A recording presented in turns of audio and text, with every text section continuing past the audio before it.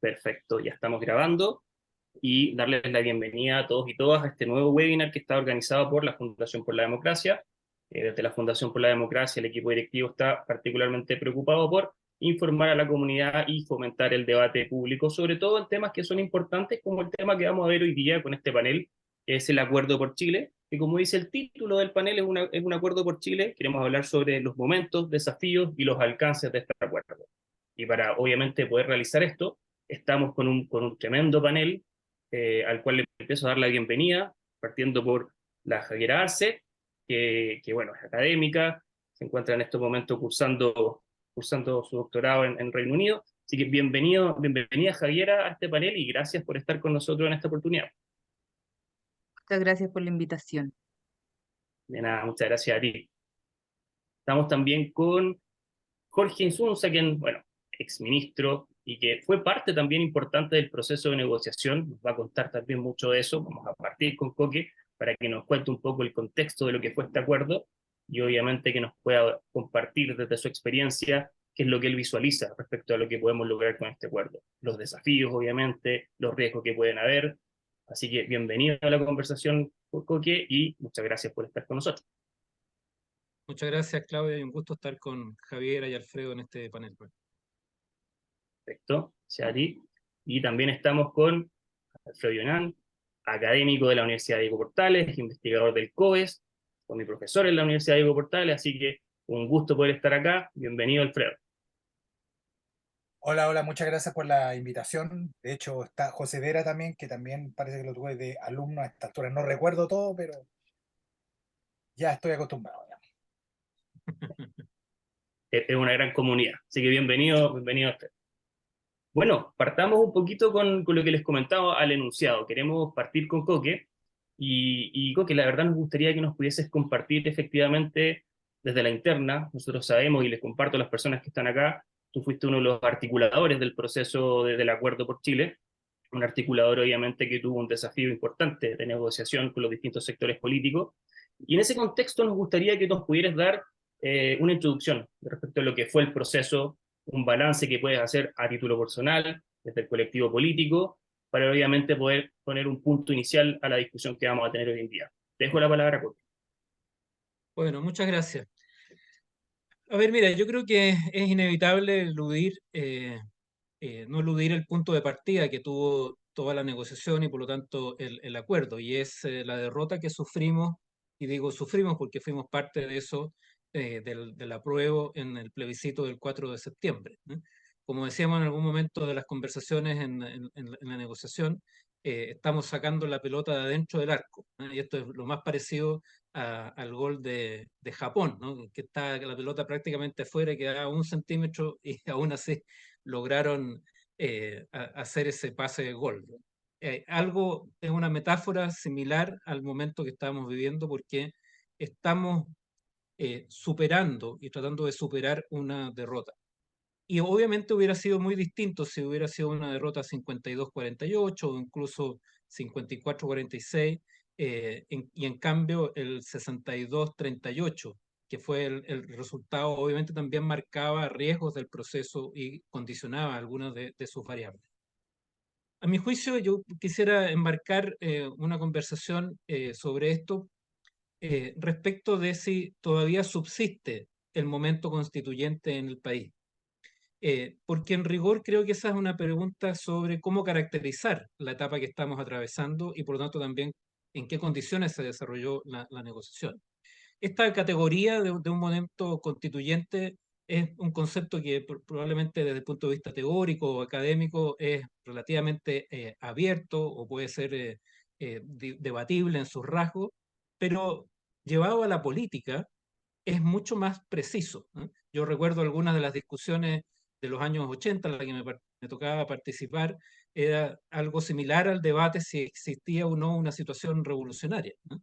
Y recuerdo que en ese entonces alguien, para simplificar el debate, decía como la pregunta de si estás enamorado o no, ¿no? No es una pregunta en la que caben respuestas ambiguas, sino más bien un si es o no es, ¿no? Y desde ese punto de vista, creo que el momento constituyente, si uno lo ve como expresión de un sentido común que es relativamente extendido sobre que ahí radica una llave del futuro, o que hay una voluntad que es clara y nítida, de que hay una amplia mayoría que deposita sus esperanzas y sus expectativas en el cambio constitucional, o que una nueva constitución es la que condensa para la ciudadanía el nudo de soluciones, creo que efectivamente se desvaneció con la derrota. Ese y no otro es la gravedad del fracaso de la Convención Constitucional y la enorme responsabilidad de que se hayan frustrado ahí esperanzas muy hondas. Y por eso que yo expreso que en realidad con la derrota en el plebiscito se cerró la fase jacobina de la crisis constitucional que vivimos en el país.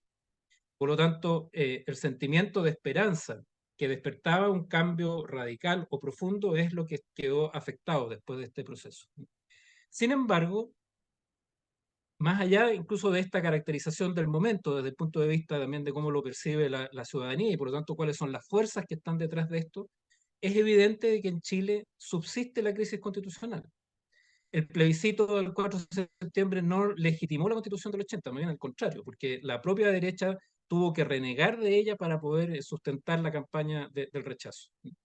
Y desde el punto de vista más sustancial, a mi juicio, el propio orden constitucional sigue siendo socavado por la realidad. Y la propia Constitución actual es una fuente de inestabilidad del país. Y por lo tanto, si uno sigue esta analogía con las etapas de la Revolución Francesa, si es que se acabó la fase jacobina, claro, la derrota del plebiscito es un auténtico término, es decir, un momento de una cierta regresión conservadora, pero como suele ocurrir, eso nunca es una mera restauración, es decir, no es un retorno lineal al pasado. O sea, la crisis constitucional continúa, requiere ser superada y, por lo tanto, lo que viene más bien es una solución más reformista y esto, ¿por qué hago esta introducción? Porque esto requiere, a mi juicio, de una base de un acuerdo político, que es un acuerdo entre las principales fuerzas, que es también desde ese punto de vista un acuerdo más de élite, pero que para poder tener éxito, a su vez, necesita crear, a mi juicio, condiciones de legitimidad. Y ahí es donde, yo diría en ese mar de fondo, en ese telón de fondo, es donde radican sus oportunidades, pero también sus riesgos. Es decir, superamos la derrota volviendo a restaurar el proceso constituyente, ese es el valor, a mi juicio, del acuerdo, pero al mismo tiempo vamos a tener enormes dificultades, es un camino que tiene muchas complejidades y que no tiene garantizado su éxito. Y desde ese punto de vista, tenemos que mirar, a mi juicio, el acuerdo un poco en los elementos de las bases constitucionales que fueron un marco de acuerdos políticos que el Congreso traza y define, y desde ese punto de vista hay una limitación objetiva de la tesis de la hoja en blanco, no desde el punto de vista de que el Consejo Constitucional no pueda definir todas sus iniciativas, pero tiene un marco que refleja parte de ese acuerdo político. Un segundo elemento de este acuerdo, en ese sentido, es lo que llamamos el Comité de Admisibilidad, y que es una especie de tribunal constitucional ad hoc para el proceso, que no podía ser el tribunal constitucional actual por su ilegitimidad política, pero también porque podía ser una institución incumbente, no podía ser la Corte Suprema o el Congreso por las mismas razones, pero yo rescato de esa solución es que en parte también recoge la experiencia, por ejemplo, del proceso en Sudáfrica, en que también se definieron principios constitucionales. Esos principios constitucionales, en el caso de ellos, fueron garantizados por el Tribunal Constitucional y eso no afectó ni socavó el carácter democrático del proceso. Para no alargarme mucho, quisiera cerrar con dos o tres definiciones sobre sí en lo que se transformó el nudo más complejo, que fue el mecanismo. Porque para todos nosotros los que estábamos ahí era claro de que la definición del mecanismo también incidía en el resultado sustantivo de lo que puede ser una propuesta de nueva constitución. Tampoco esto es lineal, como no lo fue en el proceso anterior, pero obviamente eso define campos de posibilidades o ciertas limitaciones.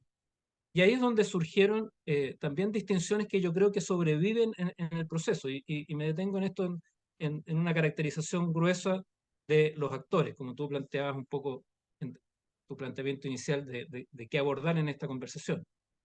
Yo distingo aquí cuatro fuerzas, ¿m? Y cuál fue como la perspectiva o la visión de esas cuatro fuerzas. Partiría por amarillos, que fueron una fuerza, no ni siquiera la más gravitante, pero los distingo por un elemento, porque ellos incluso se situaron a la derecha de la derecha con un acento, que yo digo es la perspectiva de una democracia aristocrática, que es lo que se traducía en esta expresión de que el proceso fuera llevado por, comillas, los sabios de la tribu. Es decir, un conjunto de personas virtuosas o personas de bien, en el carácter más eh, originario de la idea de aristocracia, así como una especie de gobierno de los mejores o de un equipo de los mejores que pudiera llevar a cabo esto. La derecha también miraba un poco desde esa perspectiva, y por eso que o planteaba de que fuera solo un comité de expertos que luego lo aprobara el Congreso, o que fuera un proceso solo radicado en el Congreso, porque también quería tener un cierto control del proceso y que esto no reviviera parte de los que para ellos se transformaron en fantasmas de la convención. Pero con un riesgo que es lo que sobre todo se expresó en la posibilidad de que el proceso se llevara a cabo por una convención mixta. Y es que, de nuevo, en una lógica similar a los senadores designados, un comité de expertos pudiera ser designado y tuviera derecho a voto, alterando de facto las mayorías que pudieran surgir en una elección del órgano electo, para decir, en este caso, del Consejo Constitucional. Si eso hubiera prosperado, lo que en rigor hubiera prosperado es una noción que la derecha todavía tiene acuñada bien a fondo, que es cómo proteger la democracia o esta vieja noción de la democracia protegida, en este caso, por el Congreso. Y aquí, a diferencia de errores conceptuales de alguna gente, a mi juicio, no es indistinto si es que el órgano, el Congreso, que por cierto tiene una legitimidad democrática, los eligiera. Porque el fenómeno sustantivo es que esos comités, esos expertos iban a alterar el resultado en sus contrapesos de lo que fuera el resultado de una elección ciudadana. Y creo que esto fue algo que nos hizo converger de nuevo, en parte por tradición, a todos los que llamamos hoy día el socialismo democrático, es decir, el PS, el PP, el Partido Radical, los liberales, pero coincidíamos sustancialmente en esto con la democracia cristiana y también con demócratas, donde la preferencia siempre de nuestro planteamiento era que hubiera un órgano 100% electo, pero tomando lo que decía al comienzo, también esto requería una base de acuerdo político. Y por eso que era completamente legítimo establecer bases constitucionales, un comité de admisibilidad que hiciera respetar ese acuerdo, y que también, tomando la experiencia española o de otros países, pudiera haber un comité de expertos que planteara un anteproyecto y que eso ya empezara a canalizar un acuerdo entre las principales fuerzas políticas, que creo que, dadas las condiciones que describía al inicio, es sustancialmente necesario para el proceso que estamos viviendo. Y a mi juicio, y cierro con esto, parte de Apruebo Dignidad en el PC y el Frente Amplio seguían pensando un poco en esta solución o más jacobina o a la plebeya, en que lo único legítimo era un órgano 100% electo, y que por lo tanto tendía a repetir algo que planteó el presidente Boric en agosto, vale decir que si ganaba el rechazo tenía que haber de nuevo una convención constitucional igual que la anterior. Y eso llevaba también a veces a desacreditar lo que es el rol del Congreso o, en definitiva, el rol de los órganos de una democracia representativa en la definición constitucional que estamos tomando. Sitúo este marco de la exposición de las fuerzas porque creo que son elementos que vamos a tener más o menos vigentes en el debate, que también se van a expresar en las campañas que inician y que creo que siguen como candentes en la discusión desde dónde mira cada una de las fuerzas del proceso que estamos iniciando. Un interesante punto ese, Coque, respecto a cómo se van parando las distintas fuerzas políticas, pero también desde qué vereda y desde qué posición también están un poco realizando sus distintas vocerías y dando a conocer cuáles son sus visiones respecto al punto y el proceso que estamos viendo. Te voy a tomar esa palabra después en la segunda ronda de preguntas a propósito de una cuña de una nota reciente en La Tercera. Llegó gente, así que aprovecho de darle la bienvenida a las personas que se están incorporando y recordarles además que estamos grabando este webinar y desde la Fundación por la Democracia vamos a subir este webinar a los distintos canales, partiendo por el canal de YouTube hoy día mismo. Una vez que termina ya va a estar arriba en la plataforma de YouTube y mañana va a estar disponible en el Facebook Live. Dicho eso, me paso a nuestro segundo panelista, Alfredo, y tengo una pregunta bien específica a propósito también de algo que vimos en prensa. Nuestro equipo de comunicaciones de la Fundación por la Democracia hizo la pega y buscó hartas cosas, y hay una cuña de Domingo Lovera que dice que debemos apostar por una constitución más modesta en la prosa, pero más habilitante en lo político.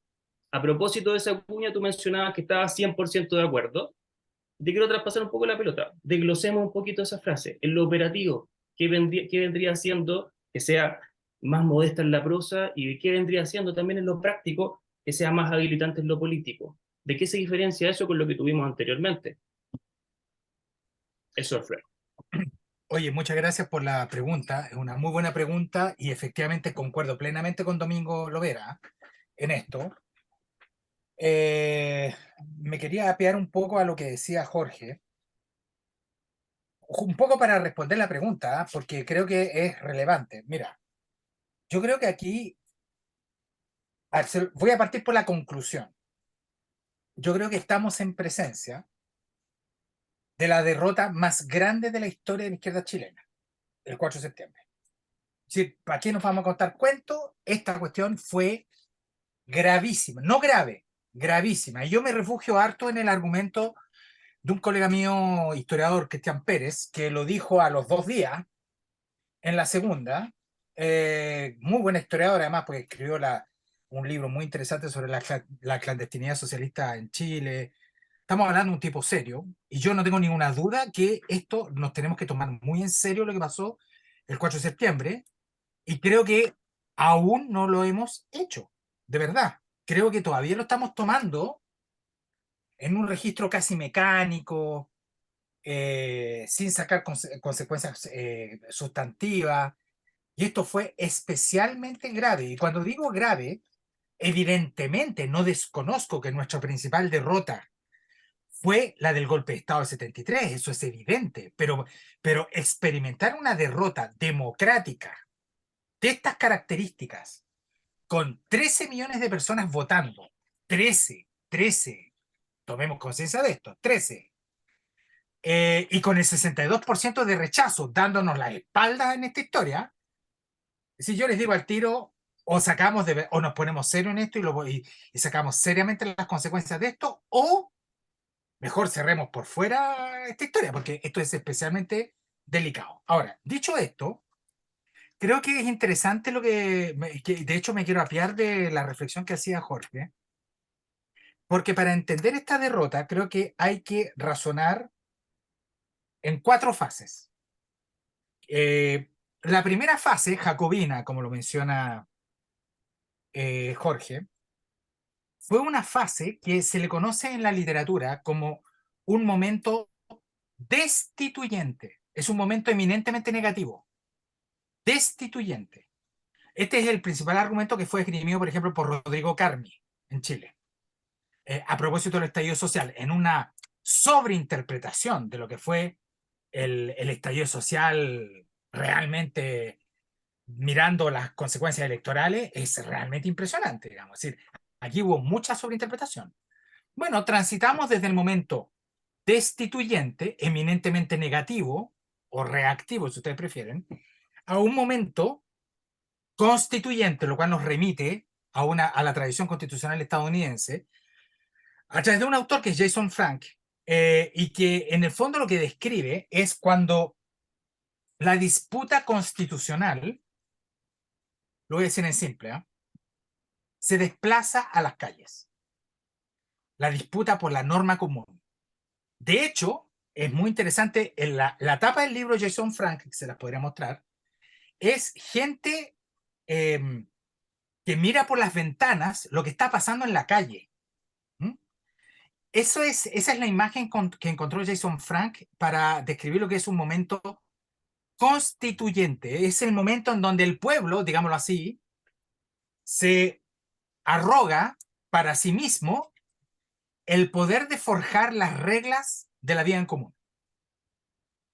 Esto es bien distinto a un tercer momento que creo que transitamos desde el momento constituyente, que fue el inicio de la Convención Constitucional, al momento constitucional, que es el momento que describe, por ejemplo, Bruce Ackerman, también en la tradición estadounidense, y que se inicia, me parece, con la segunda fase de la convención, cuando emerge María Elisa Oliana, ya no me acuerdo, Quinteros de presidenta de la convención, con Gaspar Domínguez, digamos. Ese es un momento enteramente gobernado por por reglas, reglamento, constitución, leyes, lo que sea, pero que no impiden que el problema constitucional chileno haya ingresado, por ejemplo, en los hogares, en la en la conversación social. Bueno, a mí me parece que nos encontramos en un cuarto momento. Y este cuarto momento no está teorizado. ¿Por qué? Porque lo que le está pasando a Chile es un momento súper raro, muy excepcional. Esto no es normal lo que ocurrió en Chile. Desde el punto de vista comparado y mundial, esta cuestión es una rareza. Y ahora nos encontramos, creo yo, hemos transitado desde el momento destituyente al momento constituyente y de ahí al momento constitucional. Creo que nos encontramos en un momento procedimental, en donde, a partir de las negociaciones que describía muy bien Jorge, en el fondo lo que se hizo acá fue generar un proceso con muy bajo riesgo de desborde, completamente encapsulado, y no, esto lo estoy diciendo en un tono neutro, por favor entiéndame en esto. No estoy emitiendo ninguna crítica ni nada por el estilo, estoy constatando un hecho, proceso encapsulado, de bajo riesgo, porque el mundo político, todo el mundo político, no está en condiciones de experimentar vértigo ni ningún tipo de error. Eso es lo que ocurrió y aquí estamos pagando las consecuencias de lo que ocurrió durante todo este proceso raro, que yo fui muy crítico, del proceso de la Convención Constitucional. Bueno, por lo tanto estamos en presencia de un proceso teóricamente con resultado predecible, vale decir, una constitución minimalista, y ahí voy a tu pregunta, Claudio, una constitución minimalista en donde lo que hace esa constitución es fundamentalmente organizar el funcionamiento del Estado. Lo que más se parece a eso es la constitución del 58 francesa, en donde no había nada extra en esa constitución. Era organización del Estado en torno a una personalidad sobresaliente que era De Gaulle, que después se difuminó, da lo mismo. Yo creo que hacia allá vamos, y mientras más cosas le coloquemos a este eventual arbolito de Pascua, más nos acercamos a una catástrofe. Y yo creo que eso no va a ocurrir, porque está todo hecho y está todo pensado y conversado. Ustedes me dirán, ¿tiene poco glamour? Poco glamour tiene, ¿qué quieren que les diga? Pero al mismo tiempo no estamos en condiciones de darnos de jugar a una carta épica. A lo menos yo no estoy disponible para eso, porque eso supone demasiado riesgo, y los riesgos, creo que el cartucho riesgoso se gastó en el último proceso y ya no más. Por lo tanto, estamos avanzando hacia una fórmula de bajísimo riesgo de fracaso, digámoslo así, interno al proceso, y en donde el principal problema va a ser su legitimidad política, pero es lo que menos me importa, porque creo que eso va a estar, pero sobre todo su legitimidad social. Eso lo va a entregar, evidentemente, un plebiscito de salida, pero aquí va a ser bien importante el componente participativo, del cual Jorge nos puede describir, digamos, porque dentro del acuerdo que se generó, se le entrega, yo estuve almorzando ahora, hace pocos días atrás, con el rector Sánchez de la Católica, sobre este punto, y les voy a decir lo que recomiendo. Se le entregó a la Universidad Católica, a la Universidad de Chile, organizar el proceso participativo de lo que se viene ahora. Y a decir verdad, ni la Chile ni la Católica, y yo tampoco, tenemos muy claro qué se está buscando con esto, digamos. ¿Ah? Es como que el nuevo proceso le entrega un fierro caliente a las dos principales universidades de Chile para resolver un problema. Y bueno, yo en lo personal, yo no apostaría a repetir un ejercicio que está en este documento que justamente lo discutimos con el rector Sánchez, no fui el único, habíamos varios más, claves desde una ciudadanía constituyente, en donde fueron entrevistados varias miles de chilenos. Yo no apostaría a un asunto de volumen en esto. Yo me iría acá, a nivel de consulta, en una dimensión mucho más cualitativa. Yo derechamente haría una consulta a los chilenos sobre eventualmente contenidos, formas y procedimientos, lo que se estime conveniente, a partir de otro repertorio. Y eso es el sorteo. Yo aquí sortearía chilenos. Es una fórmula que está muy en boga en los estudios participativos hoy en día. Yo sortearía chilenos para consultar, un sorteo de 2.000, 3.000 chilenos, lo que sea, o ojalá lo más representativo posible de lo que alguna fórmula estadística nos puede proporcionar, para consultarles sobre lo que se va a debatir desde la comisión de expertos, pasando por el Consejo Constitucional y bajo la mediación de este Consejo o Comité de Admisibilidad. Yo jugaría una carta así, porque la dimensión participativa va a ser bien importante en esto, porque necesitamos generar alguna fórmula de legitimación social del proceso y de legitimidad social y sustantiva del producto. ¿Ah?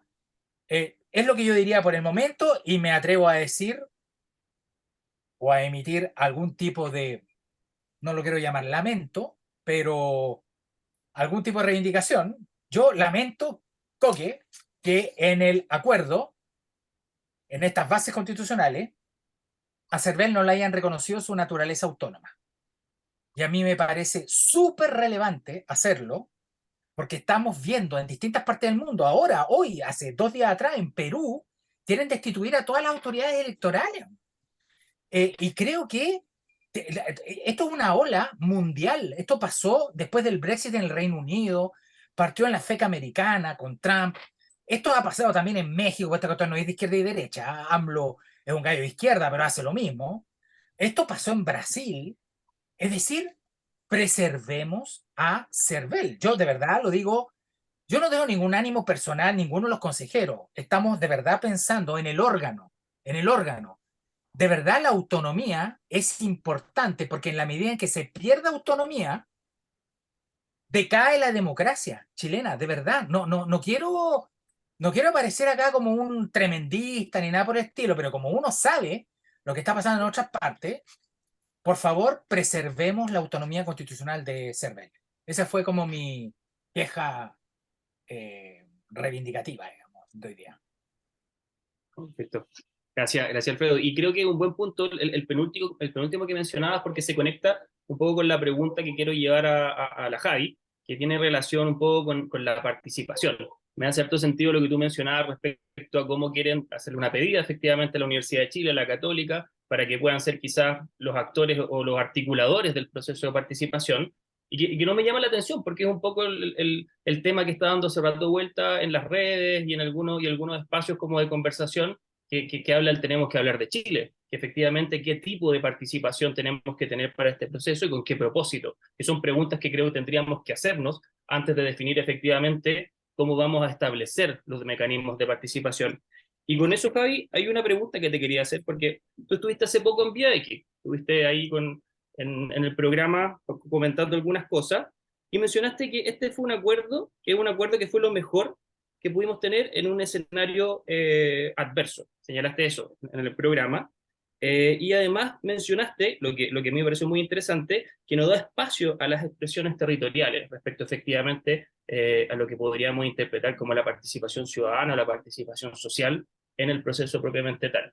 Y antes de entregarte la palabra, creo que esto es súper importante porque nosotros, al menos en la Fundación, hemos sido bastante críticos de cómo efectivamente vamos operacionalizando los procesos de participación social en instancias como esta.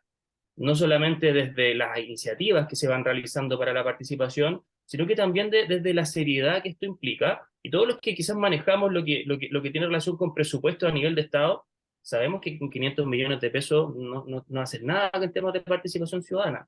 No alcanzas a convocar a nadie con eso. Entonces, y le tomo la palabra a Alfredo, que pongámonos serio, ¿qué es lo que tenemos que hacer efectivamente para tener un proceso de participación social que ayude de alguna otra manera a conseguir lo que estamos buscando con esto, que es darle un poco de legitimidad?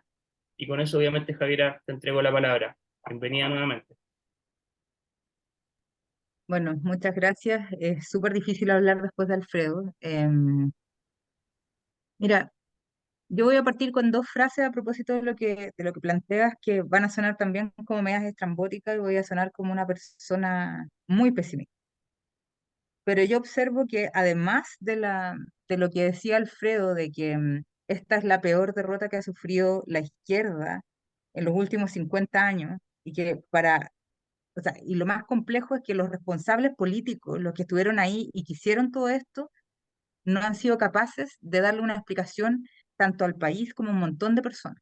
Y no estoy pensando en la tía Baila Pikachu. O sea, acá hay otros responsables políticos que han sido nefastos incluso en la defensa misma que se ha hecho. Eso es lo primero. Lo segundo es que gracias a eso nos estamos dando cuenta, y esto también Alfredo lo anuncia, la democracia chilena está en riesgo, y está en riesgo evidente. O sea, no sé si vieron los datos de la encuesta CEP, yo todavía no me repongo de lo que vimos. O sea, ya tener casi un 20% de la población que le da lo mismo vivir en dictadura o democracia, y sobre todo como que podría ser apoyadora de de las dictaduras, es un porcentaje preocupante. En realidad, porque esto es caldo de cultivo para cualquier liderazgo de carácter populista que diga, oye, ¿sabes qué?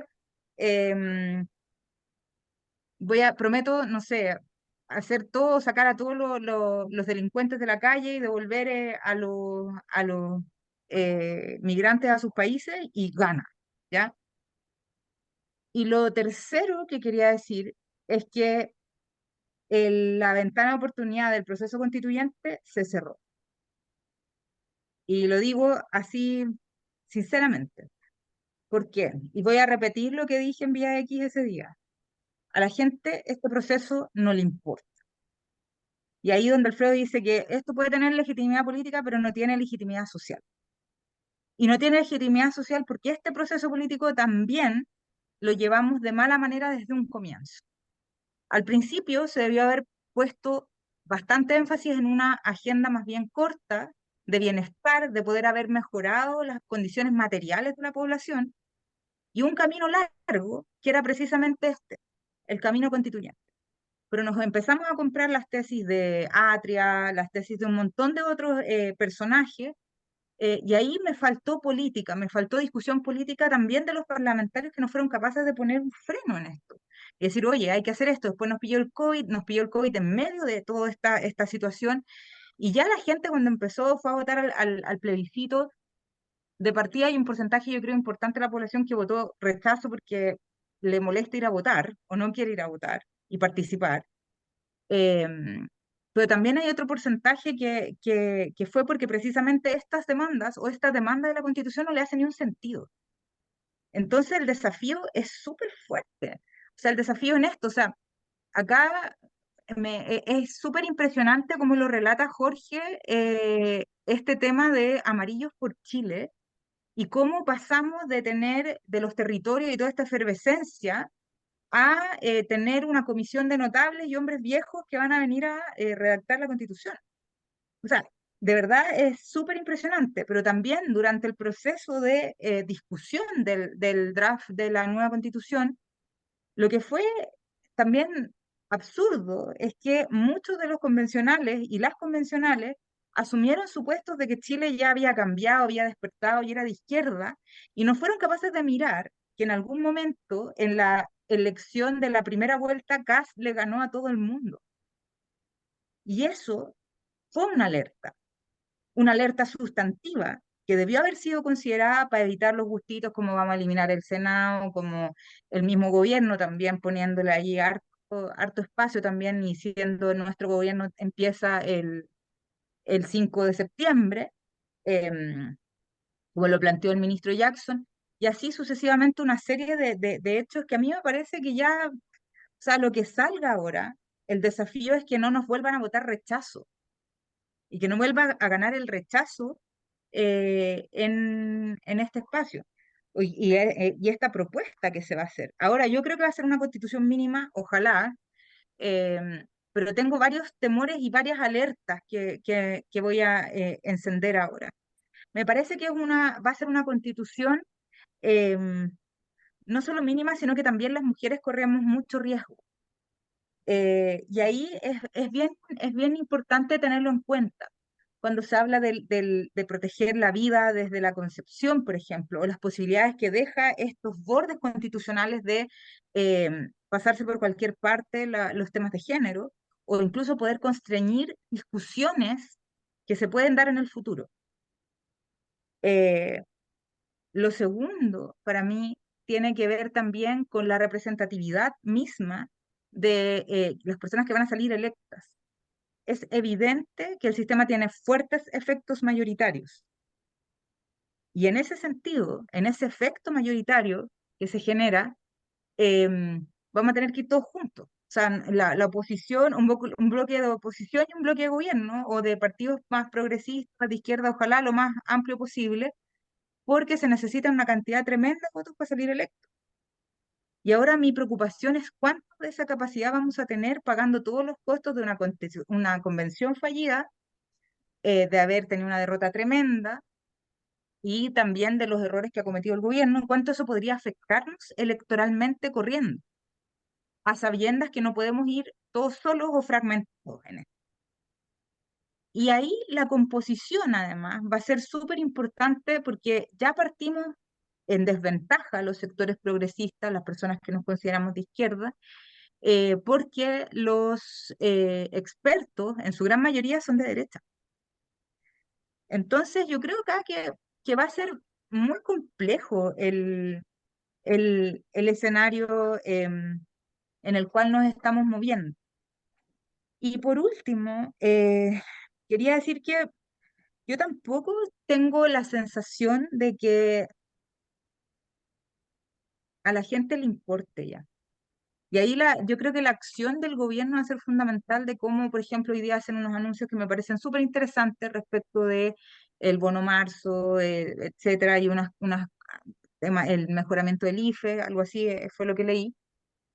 Porque si no se llega a tiempo con algún tipo de mejora económica, lo que vamos a tener de nuevo es una desidia en contra de esto, y vamos camino, yo creo, corriendo rápidamente a un liderazgo de corte autócrata.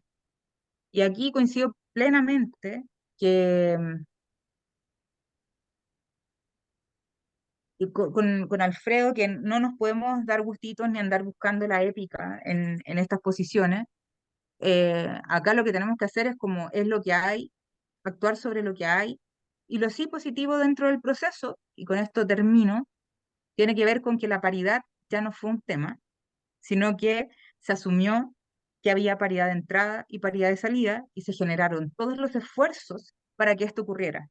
Y como feminista puedo decir que lo único que logramos consolidar como cierre del proceso anterior constituyente fue precisamente el tema de la paridad. Gracias. Gracias a ti, Javi. Bueno, les cuento un poquito. Tuvimos esta primera ronda de preguntas. Vamos a tener una segunda ronda de preguntas que es un poco más corta, 5 minutos por cada uno de los panelistas. Y les pido que a los asistentes, que si tienen preguntas, que las vayan escribiendo en el chat, porque cuando terminemos esta segunda ronda, vamos a leer algunas para que las podamos responder. Y que, dicho eso, vuelvo con Coque. Y bueno, yo te había dicho, Coque, que había un punto bien interesante que tenía relación con el equilibrio de las fuerzas políticas. Tú mencionaste palabras súper claves: derrota, la enorme responsabilidad política y cómo esto también dañó un poco la legitimidad. Y respecto a eso, hay una cuña tuya en la tercera que dice que algunas fuerzas políticas del oficialismo, particularmente el PC y el Frente Amplio, siguen pensando la Constitución como una propaganda de gobierno, pero que efectivamente aún no están procesando realmente la derrota. no es algo que esté pasando efectivamente tanto en el PC ni en el Frente Amplio. Me gustaría que pudiéramos desglosar esto y cómo ves tú que un contexto de estas características, y aquí entramos un poco a la especulación, pero obviamente en base a la evidencia que tenemos y a lo que podemos interpretar, cómo una situación de estas características podría generar algún matiz de riesgo o alguna tensión en este proceso nuevo. Bueno, mira, yo lo que, claro, la afirmación, para precisarlo bien, es que creo que todavía en el PC y en los sectores del Frente Amplio siguen pensando la Constitución como un programa de gobierno. Yo creo que eso está muy en el corazón de la derrota. Eh, yo por lo menos de eso tengo una diferencia sideral, porque creo que eh, eso se mantiene en la órbita de la concepción de la Constitución del 80. No tenemos que olvidar de que la Constitución del 80 se estructura orgánicamente, pero también desde el punto de vista de sus principios y derechos fundamentales, como una reacción al gobierno de la Unidad Popular, pero también al gobierno de la democracia cristiana. Vale decir, de que las normas constitucionales impidieran un gobierno como el de Frei Montalva o un gobierno como el del presidente Allende. Y por eso que se incorpora toda una matriz conceptual e ideológica en la Declaración de Principios, como también en los derechos fundamentales, y pues, también toda una estructura de derechos que apuntaran a la subsidiariedad del Estado. Y acá, en el intento que hizo la convención, también quería incorporar una matriz conceptual e ideológica y un programa dentro. Y eso fue lo que activó un conjunto de contradicciones en la sociedad chilena que terminaron derivando en la derrota, en ampliar el campo del rechazo. Desde ese punto de vista, recogiendo algo que decía Javiera, creo que lo que ha habido todavía es un acto de negación de la realidad, con poco como frases como la de Atrio, otro de que la gente no votó el contenido, sino que votó solo las pifes que tuvo el proceso, o las performances de distintos convencionales. Creo que esa es una negación de la realidad y una negación de este fenómeno, en que meter un programa dentro de la Constitución genera esa dinámica, genera las resistencias que produjo, y que a su vez no terminan de comprender de que eso tiene la misma matriz antidemocrática de lo que queremos superar. Y por lo tanto, a lo que tenemos que ir, ¿cierto?, es a una constitución que permita el juego democrático, que permita la deliberación y que permita el juego de mayoría, que es parte de lo que se acumula como frustración por la ciudadanía, de una democracia que también se vuelve incompetente por sus trabas y por la incapacidad de poder implementar reformas. Sí, es cuestión de ver. La reforma de las ISAPRES lleva 11 años de discusión en el Parlamento y eso ya nunca se resolvió. Y estamos más bien viendo hoy día casi el colapso de las ISAPRES, que algunos aplaudirán, pero que deriva en esa incapacidad del sistema de procesar eso. La reforma de pensiones la venimos discutiendo desde 2016, 6 años, vamos para 7 años sin una solución. Si uno va viendo, muchas otras normas que se discutían en algún momento llegaron cuando ya se volvían inútiles, porque teníamos procesos legislativos de 8 años, de 10 años. Para mí el ejemplo sintomático de eso, que lo recuerdo bien, que el año 2000 se empezó a discutir la ley de televisión digital, y cuando se terminó aprobando ya la televisión digital estaba obsoleta, porque todo opera por cable y streaming. En fin, es decir, creo que tenemos un problema sistémico de esas características. Entonces, lo que veo abordando tu pregunta, y me gustaría tomar algo que decía Javiera, es que creo que algunos sectores de ellos siguen creyendo en esa lógica y por lo tanto no han hecho el examen de la derrota a fondo. Y en una dimensión es relativamente natural, porque las derrotas cuesta procesarlas. Pero creo que el riesgo político es que mientras más se demore en examinar con profundidad eso, es que corremos más riesgo. Y uno de los riesgos es precisamente de que son movilizadores de la desesperanza, de la desilusión. Entonces, lo que vamos a tener a partir de esa dinámica en que vamos a tener una elección nuevamente en que van a agitar las mismas banderas y lo único que van a incubar es frustración.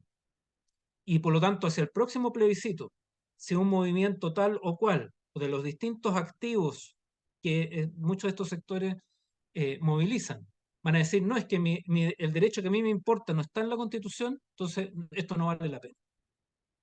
Esa propia dinámica encierra un riesgo para el proceso. Y por lo tanto ya no es una cuestión conceptual, sino política, de cuáles son los efectos que eso tiene. Y por lo tanto, si esos sectores mantienen esa filosofía, nos pueden encaminar a una segunda derrota, que puede ser igual de grave de la que estamos comentando. Y a mí me gustaría tomar algo que señala Javiera, porque se vincula con esto, con cuáles son los pivotes de esperanza que tenemos que desarrollar. Porque lo que mismo describo, y coincido con Javiera en que la democracia está en riesgo, porque la democracia también tiene que ofrecer soluciones. También tiene que ser algo vívido para la gente, para la ciudadanía. La gente procesa todo esto desde su experiencia, no desde un debate conceptual como el que podemos tener aquí, sino de cómo lo viven. Para la gente la inflación no es un dato macroeconómico, es lo que vive día a día cuando va a comprar lo que necesita. Y por lo tanto, fundado en esa experiencia es que también se construyen juicios, que se construyen ciertas concepciones políticas y de mundo. Dicho eso, yo donde sí tengo más bien, o deposito, digamos, una posibilidad en esto es que creo que la ciudadanía lo que está buscando dentro de ese escepticismo y desesperanza es dónde hay una salida, o dónde situar esa nueva expectativa. A mi juicio, yo lo viví siendo candidato a la Convención Constituyente hace 2 años. La gente situaba esas esperanzas en los independientes. Creía que los independientes, sin los vicios políticos, iban a tener mayor altura o mayor disposición para construir algunos de esos acuerdos. Y eso fue una corrida electoral significativa de las distintas fuerzas que encarnaban esa virtud de la independencia. Si uno mira las encuestas y tenemos que examinarlo un poquito más a fondo, cuando se apoya en las semanas anteriores el rol de los expertos en las distintas encuestas, es también situar de nuevo una expectativa en alguna figura o algún tipo, ¿no es cierto?, o carácter o característica que pudiera representar esa posibilidad. Obviamente que cuando ya ahora los expertos son designados por el Congreso, resuena también la desconfianza en el Congreso como institución. Y por eso es que aquí hay una necesidad, como planteaban bien Alfredo y Javiera, de cómo construir la legitimidad de este proceso. Eso tampoco está, por cierto, garantizado. Pero lo que digo es que son dos expresiones de una búsqueda de solución. Y creo que este proceso tiene el deber de que las fuerzas políticas seamos capaces de canalizar esa expectativa y por lo tanto de resguardar el sistema democrático, porque al mismo tiempo, si no lo hacemos, como señala Javiera, lo que está en riesgo es la democracia, porque la expectativa se va a desplazar a algún liderazgo autoritario o populista que pueda canalizar esa búsqueda, de decirlo de una manera. Y por lo tanto lo que tenemos todavía es una enorme responsabilidad, y espero que podamos no solo estar a la altura, sino que tomarle el peso a las circunstancias y construir un acuerdo político lo suficientemente amplio, que por lo mismo va a tener que ser mínimo para que el proceso constituyente pueda canalizar en parte esa búsqueda que creo que la ciudadanía está haciendo. Gracias, Coque. Yo creo que tú mencionaste varios puntos interesantes que relatan bien los pasos en falso que se vieron en el proceso anterior. Y a propósito de eso, Javi, me gustaría hacerte la siguiente pregunta. Tú en varios espacios, de hecho acá también lo dijiste, mencionaste que la convención se dio varios gustitos y que trabajó de alguna u otra manera bajo ciertos supuestos. Y esos supuestos obviamente van asociados a que no se interpretó de alguna manera correcta a la ciudadanía, obviamente más bien desde lo que interpretaron erróneamente, desde alguna creencia o alguna cosa que se aleja un poco de la realidad o la evidencia propiamente tal. Y desde ese contexto me gustaría preguntarte, y aquí también abro el espacio a la especulación, Javi, ¿qué errores deberíamos evitar en este proceso? A pesar de que tu intervención anterior ya tocó un poco de eso, cuando hablaba efectivamente de la legitimidad social, pero desde esa perspectiva, si quisiéramos dar vuelta un poco la situación, ¿cuáles son los errores que no tenemos que cometer en esta pasada? Uy, qué difícil. O sea, yo creo que, y lo digo como feminista, ¿ah? Fue súper interesante ver cómo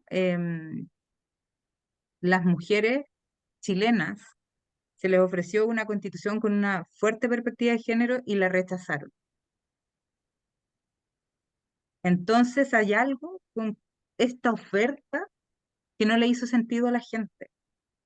Lo mismo, eh, se ofreció una sociedad de derechos eh, con garantías sociales explícitas y la gente no sé si no lo entendió o de verdad no lo supieron explicar bien eh, lo que eso significa. Pero también, y ahí Alfredo decía una cuestión súper interesante que tenía que ver como que estamos en un espacio de mucha incertidumbre. Entonces, como que arriesgarse a prometer cuestiones que van a modificar o podrían modificar, o incluso contar un relato en que se podrían modificar sustantivamente, claramente eso podría en el futuro ser rechazado.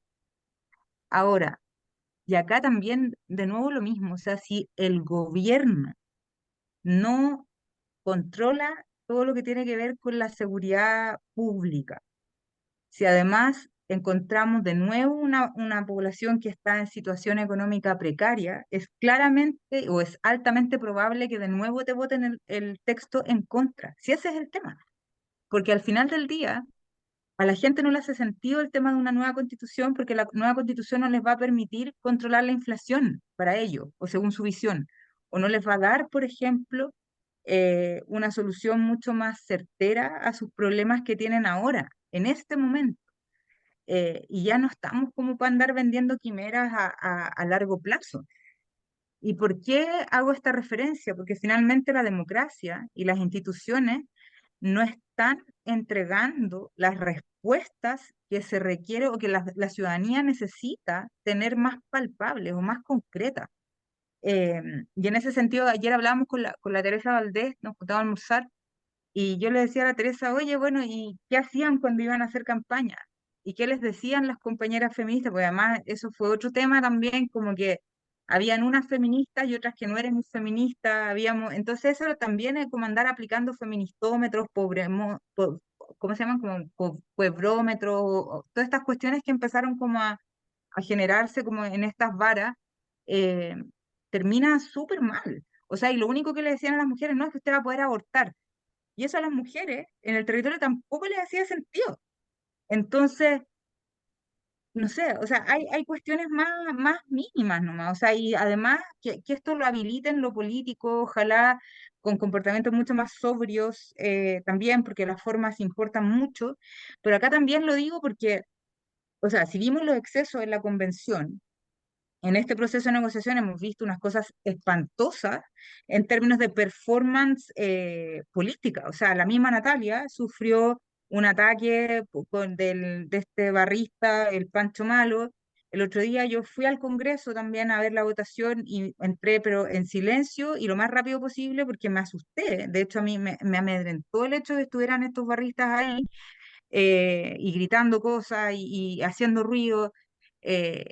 O sea, y la actitud, por ejemplo, de Francisco Chaguán llevando una guitarra al presidente, además de una intransigencia espantosa. Entonces, al final del día, de nuevo, o sea, ojalá que esto pueda encauzarse también en comportamientos políticos, como dice Gumucio, como que la política un poco más gris, eso. O sea, no tenéis por qué andar alumbrando tanto, por qué todo tiene que ser tan, eh, tan épico como lo hicieron estas personas. O sea, yo creo que también, o sea, me leí el libro de Jorge Baradit de puro aburrida nomás, cuando me fui de vacaciones en septiembre, y fue impresionante cómo me di cuenta y me percaté que tampoco se hacía política. Pero el problema es que mi interrogante, y ahí yo no tengo la respuesta, es si los partidos políticos hacen política también, o discuten de política. Y mi respuesta, o la respuesta que por lo menos he llegado a la conclusión leyendo un montón, preparando ya la candidatura para doctorado, es que los partidos no hacen política, no hablan de política, hablan de procedimientos. Y en este caso también nos demoramos, ¿cuánto? 3 meses se demoró esta comisión en hacer procedimientos, pero de nuevo, o sea, como que el contenido mismo, eso no estamos discutiendo. No sé si se está discutiendo también al interior de los partidos. Entonces, tengo muchas interrogantes sobre esto. Tengo muchas interrogantes. O sea, también la composición misma de este órgano, estos árbitros, estos controles también que se generaron para poder constreñir un poco la discusión y evitar estos excesos, pero de nuevo, o sea, yo también creo que la convención cometió muchos errores, cometió muchos excesos y creo que se pasaron varios pueblos. Fue una estupidez de parte de la política pensar, alguna vez yo de hecho estuve totalmente en contra de flexibilizar las inscripciones a los independientes porque claramente iba a ser un problema. Y los partidos vieron como una especie de, no sé, quimera o que podía venir a salvarnos ahora la política de los independientes, pero no fue así. Entonces, no sé, mi gran respuesta, o sea, la respuesta que va a hacer a tu pregunta, que le agradezco harto, tiene que ver con que recuperemos lo político, las ideas, el intercambio. Y ahora mismo, o sea, me voy súper asustada a Londres porque el diálogo político está muy mermado. Tú dices algo, haces una crítica legítima porque tienes derecho democrático a disentir y te sacan la mugre, que fuego amigo, que no sé qué, que nos odias, que eres envidiosa, que no... no hay ni siquiera un debate de ideas o de asumir también responsabilidad. Entonces ahí yo creo que estamos al debe. Y aquí los liderazgos políticos, con esto ya me callo, tienen un rol en esto. Los líderes de opinión, las líderes de opinión también, los liderazgos de los partidos, las presidentas de los partidos, los presidentes de los partidos, de llamar al diálogo de nuevo, a retomar el diálogo, pero con respeto, sin tanto show, sin tanto amedrentamiento, porque si no, esto va a terminar súper mal, súper mal. Gracias, Javi, por tu reflexión. Súper interesante. Y quiero aprovechar antes de pasar con Alfredo, que hay algunos comentarios en el chat que me parecen también bien interesantes, que quiero compartirlos con ustedes. Eduardo Castillo nos dice que él considera que en la convención no hubo política, tampoco los partidos actuaron de la mejor forma al interior de ella, y que se encerró en un mundo. Y eso obviamente quizás explica el porqué del resultado final. Que quizás fue algo demasiado hermético, creo que es una interesante reflexión. Y también mencionan más arriba José Vera, no percibieron a la comunidad que no estaba de acuerdo con la propuesta entregada a la nueva constitución. Y eso obviamente se conecta harto con lo que decías tú, Javi, al principio, respecto a cómo interpretar efectivamente a la ciudadanía para dotar efectivamente el proceso y el producto, hablemos de las dos cosas, el proceso y el producto con cierto grado de legitimidad social, que es una cosa cuando estudia el tema social y temas políticos, obviamente es clave para la generación de las confianzas y la legitimidad. Dicho eso, quiero terminar esta segunda ronda de preguntas con Alfredo para que hablemos efectivamente de eso, de la legitimidad democrática, pero que lo veamos más bien desde algunos puntos estructurales. Y la pregunta de Alfredo, ¿qué opinas efectivamente de los nuevos órganos que se están proponiendo obviamente, la redundancia en la propuesta? ¿Consideras que son los apropiados? ¿Y qué te parece también el itinerario constitucional que hay? Tenemos una ruta desde aquí ya a enero, que a finales de enero tiene que estar funcionando el comité de expertos, para ya a finales de noviembre efectivamente estemos votando de salida. Cuéntame un poco qué te parece esto, tanto los órganos como el itinerario en sí. Mira, yo creo que, a ver, hay una incertidumbre por lo que va a pasar en la Cámara de Diputados. Eso es una realidad. Yo tengo la impresión de que esto va a funcar bien desde el punto de vista de los ritmos. Pero yo quiero emitir unos juicios más optimistas, entendiendo todas las razones que emite Javiera. Quiero aquí hacer un pronunciamiento más optimista por la siguiente razón. Creo que tenemos que comparar el proceso que estamos viviendo con la Constitución del 25, con el origen, con la génesis. ¿Por qué? Porque la Constitución del 25 partió con un grupo de expertos y partió en el marco de una crisis importante. Y esta constitución del 25 no partió bien. Y es solamente con el retorno de Alessandri, en la década, a comienzo del 30, el 32, si mal no recuerdo, que esto se comienza a estabilizar. ¿Por qué digo esto? Porque aquí voy a ser atrevido. Yo les apuesto, eso es lo que voy a hacer, les apuesto que el destino de esta nueva constitución, que yo no tengo ninguna duda que va a ser aprobada, el destino de la constitución de el 2023 va a ser muy parecido al destino de la constitución del 25. ¿En qué sentido? La constitución del 25 fue una constitución que partió mal, se los decía, tuvo mucha dificultad para legitimarse socialmente, para despertar eso que Habermas llama patriotismo constitucional, vale decir, ese sentimiento de estar dispuesto a dar la vida por la Constitución. La Constitución del 25 partió muy mal en eso. Y yo les quiero recordar, dado que vamos a transitar ahora a los 50 años del golpe, este año, Allende dio la vida por la Constitución del 25. Y a Allende le dieron el golpe en nombre de la Constitución. De la Constitución. Por lo tanto, a lo que yo a lo menos apuesto es que sin mucha parafernalia, la constitución que se va a aprobar, que va a ser una constitución fome, digámoslo así, va a ir con el tiempo ganando legitimidad, ganando patriotismo. Y yo creo que va a terminar en algo parecido a la constitución del 25. De verdad, se los digo, en serio. Este es un asunto de tiempo, de tiempo. No pensemos, no cometamos el error político infantil de pensar que esta constitución que se va a concordar en una mezcla compleja entre expertos, árbitros y convencionales elegidos, no pensemos que esa constitución que se va a aprobar el 17 de diciembre del 2023 va a generar mecánicamente adhesión y pasión. No pensemos eso. Pensemos esta cuestión en lo que los constitucionalistas llaman evolucionismo constitucional.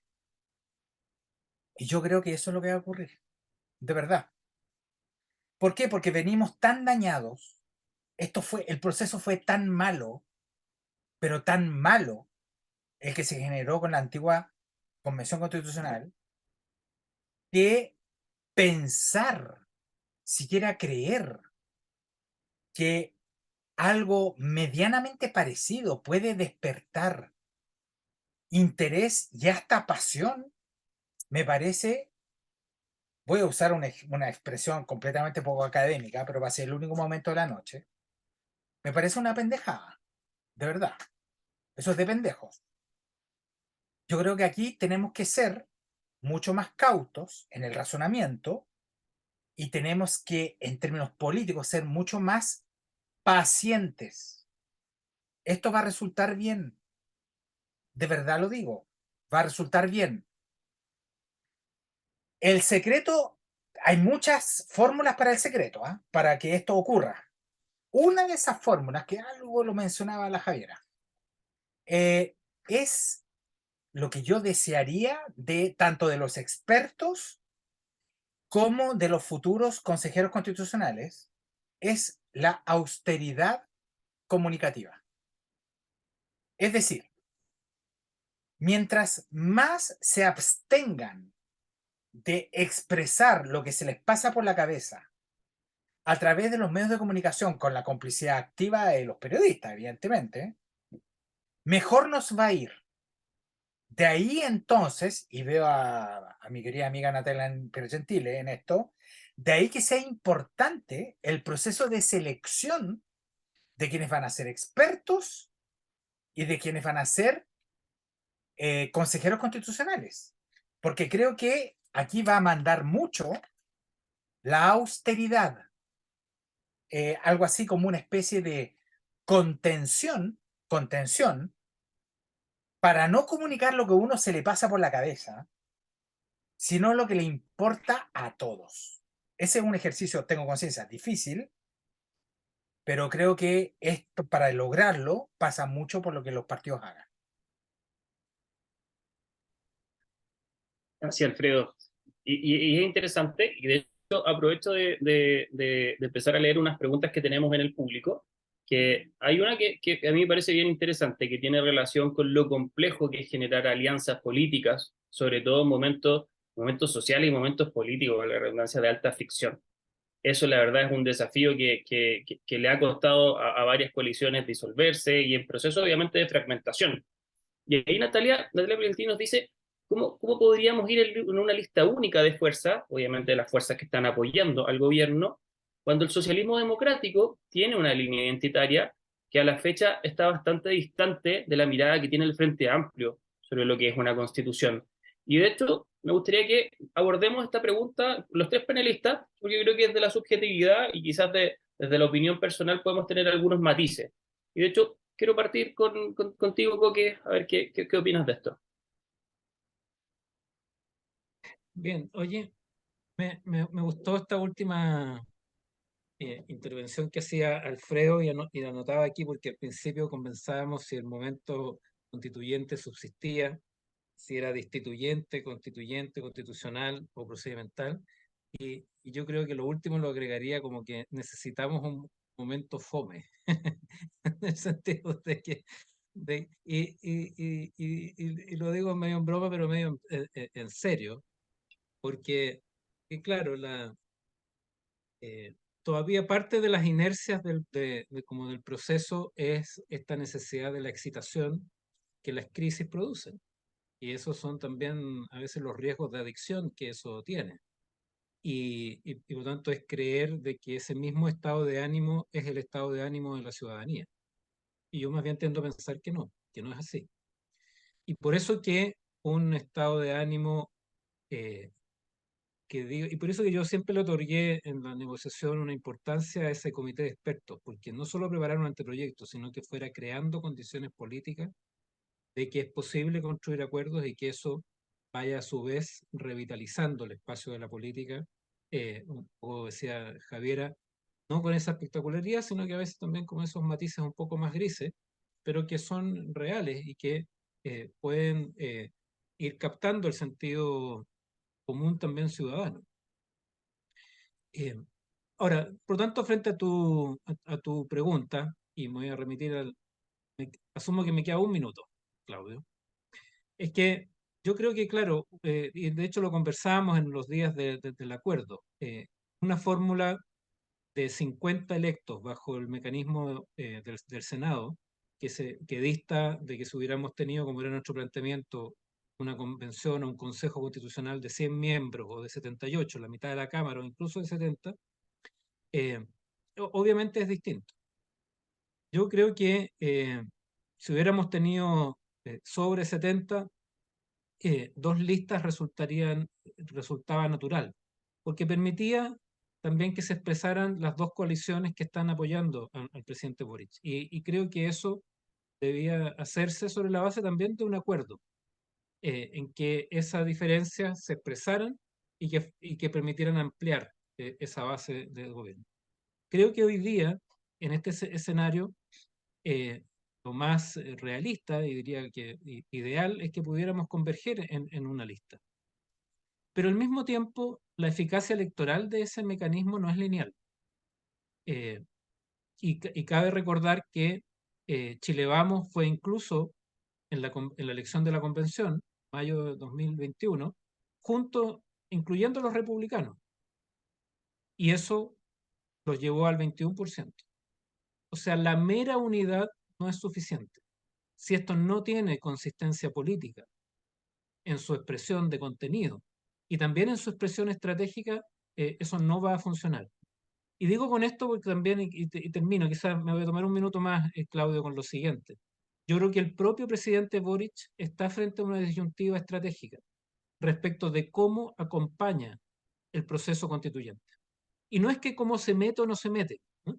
Yo tampoco creo mucho en esta teoría de los dos trencitos o de los dos caminos, porque la realidad va mezclando los elementos. Y por lo tanto creo que él está frente a una disyuntiva, o que el acuerdo constitucional lo cuida con una estrategia orientada a un pacto social, en que obviamente defienda sus posiciones, pero disponga una estrategia consistente de involucrar en las reformas un acuerdo con la centro derecha que tiene una vocación democrática, y por lo tanto va construyendo otros acuerdos, o sigue la pauta de lo que fue la entrevista de Jaude en La Tercera el otro día, que es una estrategia de expresar solo sus convicciones, de plantear sus posturas, de sacar al pizarrón a la derecha y por lo tanto vivir cada uno de los puntos de la agenda legislativa como un conflicto, como un punto de tensión, en que por lo tanto también cada acuerdo o negociación va a ser una derrota, una concesión, ¿no es cierto?, una aceptación triste de la realidad. Creo que esas dos dinámicas están en juego hoy día. Y siento que el presidente Boris deambula entre unos días una y unos días otra. Y creo que este segundo camino puede ser también una zona de riesgo para el próximo proceso constituyente, de no ir creando estas condiciones políticas para un acuerdo y que la gente vaya sintiendo que ese es el camino viable, realista, sensato, y eso mismo vaya creando sus condiciones de legitimidad. Gracias, Coque. Javi, misma pregunta, te la repito igual. Yo quiero agregar algo adicional. ¿Cómo podemos hacer efectivamente ir en una lista única cuando existe efectivamente una distancia bien importante del socialismo democrático al Frente Amplio? Eso como puntapié inicial.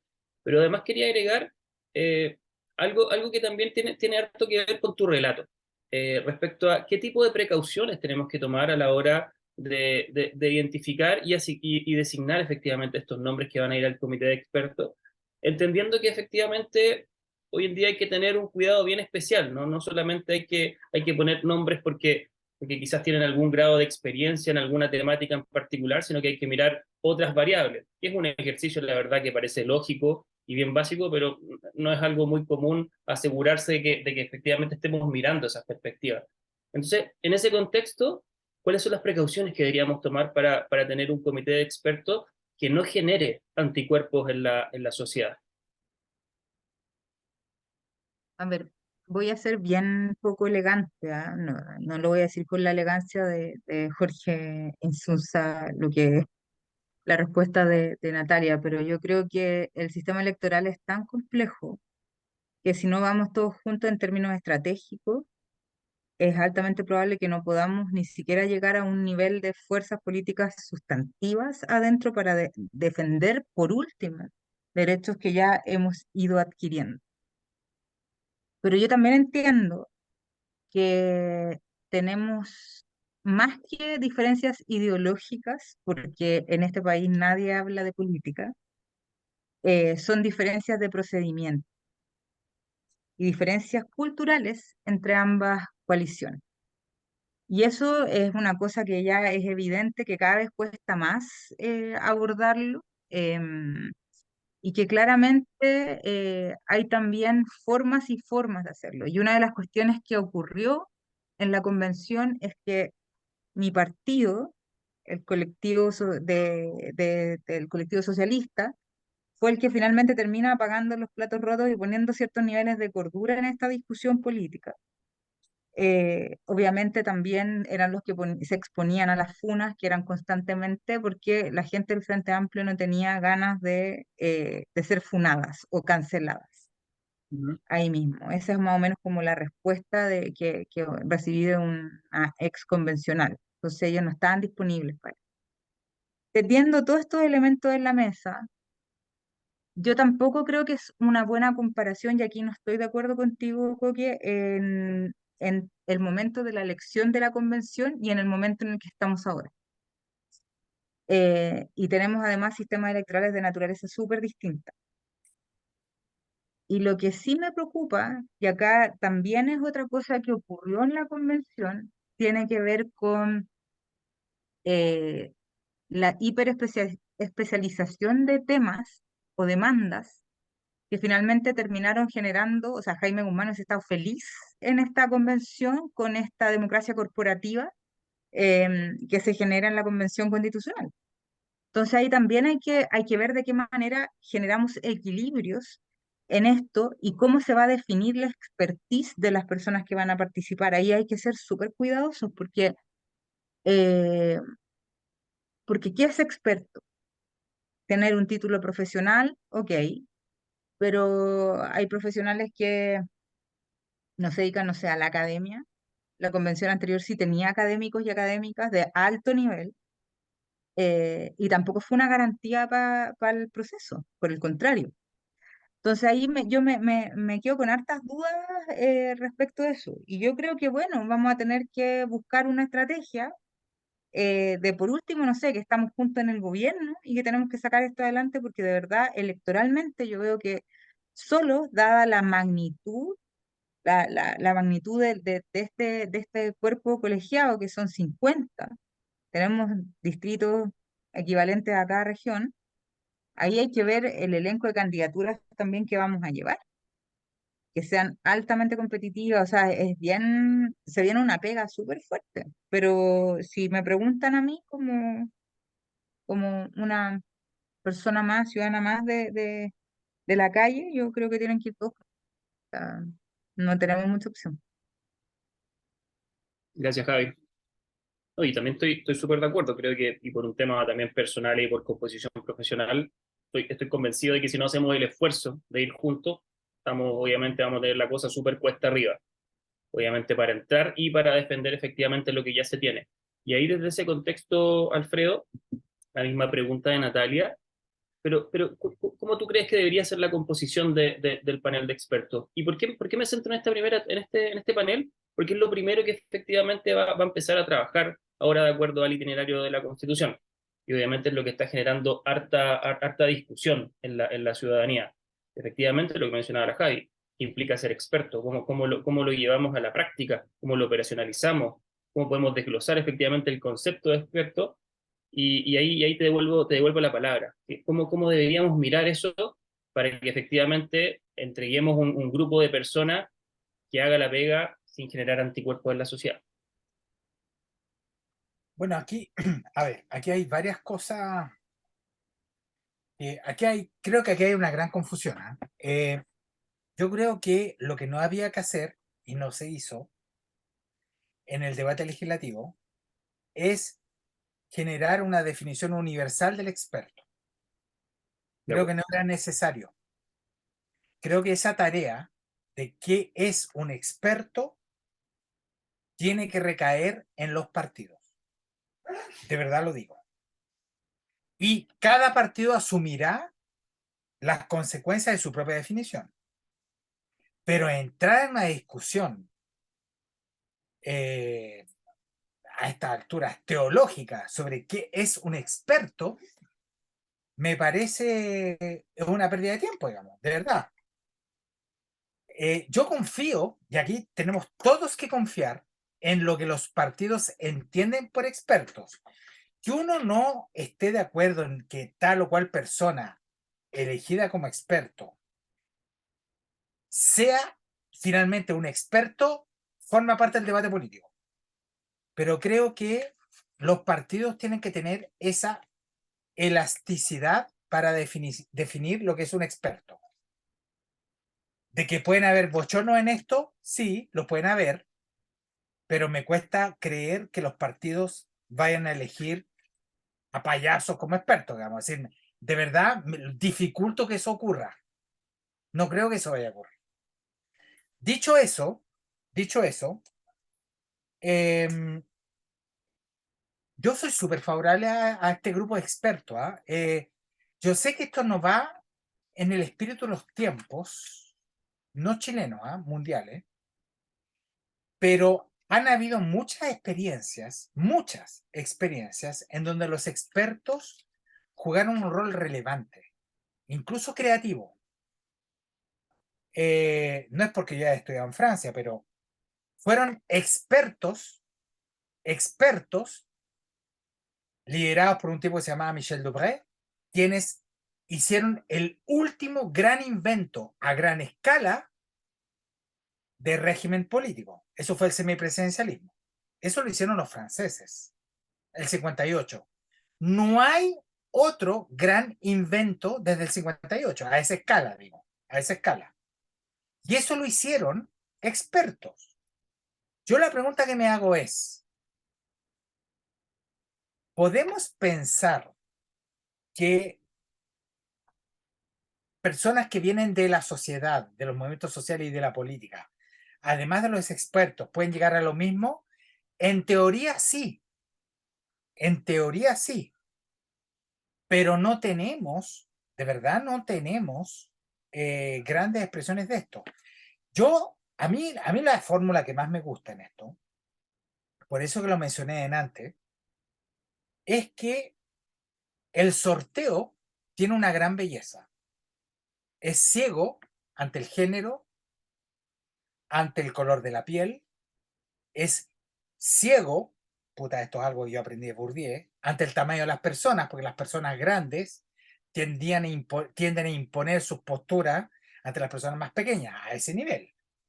El género es ciego ante el dinero, es ciego ante muchas cosas. Y la ceguera en esto es sinónimo de justicia.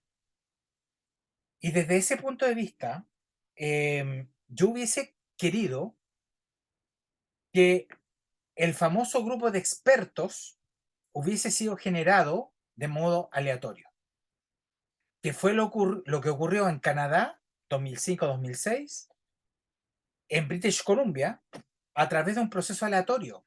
Y fue súper bello, súper bello. Es decir, de verdad, lo que ahí ocurrió es que ocurrió una anomalía, un infortunio histórico, porque a ellos se les pidió, a personas comunes y corrientes, gente que fue sorteada aleatoriamente con corrección de paridad de género y de pueblo originario, se les pidió una cuestión súper fome, generar un nuevo sistema electoral. Mata pasiones, terrible. Y bueno, ellos hicieron un sistema de audiencia, lo elaboraron, lo generaron y lo llevaron a votación. La Constitución de British Columbia preveía un referéndum. Y ellos alcanzaron solo el 58% de los votos. Y el referéndum presuponía para aprobarlo el 60% de los votos. Es una ironía de la historia. Pero con lo que yo me quedo es con la ceguera del procedimiento. Yo creo que aquí tenemos que aprender, de verdad, tenemos que aprender de los procesos ciegos. No estamos en condiciones de hacerlo ahora, por ningún motivo. Esto ya, estamos en un momento histórico tan difícil en Chile que emprender aventuras me parece una irresponsabilidad.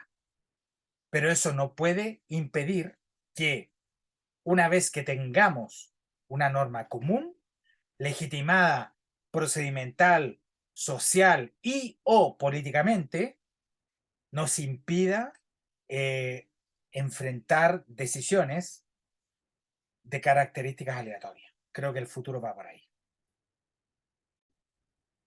Gracias, Alfredo. Muy, muy buena reflexión. Tengo las 9:30 y nada, pues agradecerle a los panelistas por sus intervenciones. Creo que hoy día hicimos un debate bien interesante, obviamente desde una perspectiva súper informativa, partiendo con el contexto que nos plantea Coque y de las distintas visiones que nos pudieron entregar los otros panelistas. Así que quiero agradecerles por el espacio, por poder estar acá conversando, recordarles también a los que están asistiendo y los que van a ver esto, que este webinar está quedando grabado. Lo vamos a subir inmediatamente cuando terminemos la transmisión a YouTube y mañana va a estar también disponible en Facebook Live, obviamente en las redes de Fundación por la Democracia. Así que eso, muchas gracias a todas y todos y que tengan un buen jueves. Ya nos vemos en la próxima semana en un siguiente webinar respecto a este acuerdo por Chile. Un abrazo grande.